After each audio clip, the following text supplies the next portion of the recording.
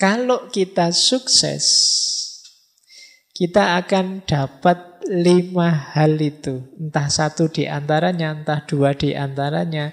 Alhamdulillah kalau bisa 5 di antaranya. Kalau 5 ya berarti bukan di antaranya ya, 5-5-nya. Nah, namanya spiritual gift.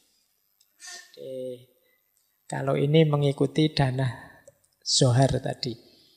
Spiritual gift itu ada 5. Yang pertama, the gift of discernment.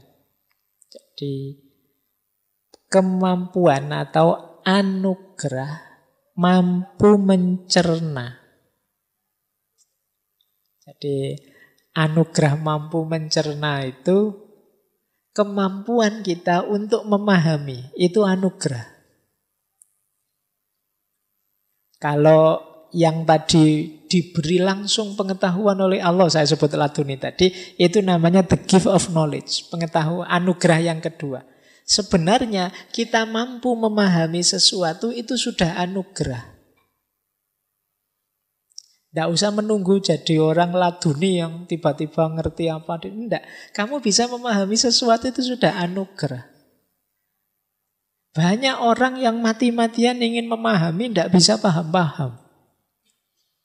Itu anugerah. Loh, ngaji malam hari ini, itu ada yang pahamnya 10%, ada yang paham 20%, ada yang tidak paham belas ini ngomong apa sejak tadi. Loh, kemampuan memahami itu anugerah sudah. Jangan menunggu, Pak saya belum dapat ilmu laduni, berarti Allah tidak sayang saya level. Tidak, kamu bisa memahami saja, itu sudah anugerah spiritual yang luar biasa. Nah, ada level 2-nya anugerah apa? The gift of knowledge. Kalau ini pengetahuan, kalau itu ya mirip intuitif laduniyah tadi kalau ini ya. Memang kadang-kadang kita kejar tidak dapat-dapat, tiba-tiba oleh Allah dianugerahi pengetahuan. Ini namanya the gift of knowledge. Kita baca-baca buku, tidak dapat ide. Lagi nongkrong di angkringan malah, wah ada ide baru nih. Itu namanya the gift of knowledge. Jadi bagian dari sayangnya Allah pada kita, spiritual gift. Yang ketiga, the gift of wisdom. Kalau ini lebih dalam daripada sekedar knowledge.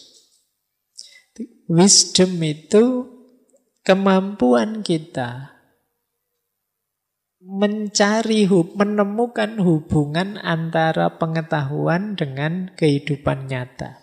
Itu namanya wisdom.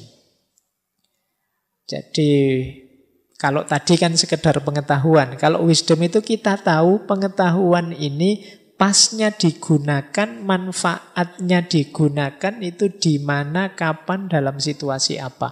Ini namanya wisdom. Jadi, makanya filsafat itu cinta kebijaksanaan, love wisdom. Berarti dia tidak sekedar berhenti di kebenaran, tapi dia juga membahas bagaimana kebenaran ini pasnya digunakan, kapan, dalam situasi apa, untuk apa. Nah, ada yang lebih dalam daripada wisdom, yaitu the gift of prophecy. Kalau ini bahasa literalnya nubuat. Kalau dalam Islam nubuah. Kalau ini secara umum biasanya diartikan orang yang punya profesi itu orang yang bisa membaca secara luas dalam segala sesuatu, tidak hanya di masa kini tapi juga di masa depan dan masa lalu. Ini orang yang mendapatkan anugerah profesi jauh lebih dalam daripada wisdom karena jangkauannya jauh lebih luas, lebih dalam, lintas waktu. Ini namanya profesi nubuah. Kalau dalam Islam jenisnya kenabian.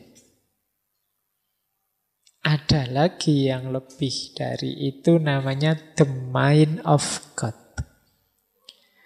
Kalau diterjemahkan letterlek itu seperti pikiran Tuhan. Ini orang hidup yang kalau bahasanya tasawuf itu Kalau berjalan, ya Tuhan jadi kakinya. Kalau melakukan sesuatu, Tuhan jadi tangannya. Kalau melihat, Tuhan jadi matanya. The mind of God.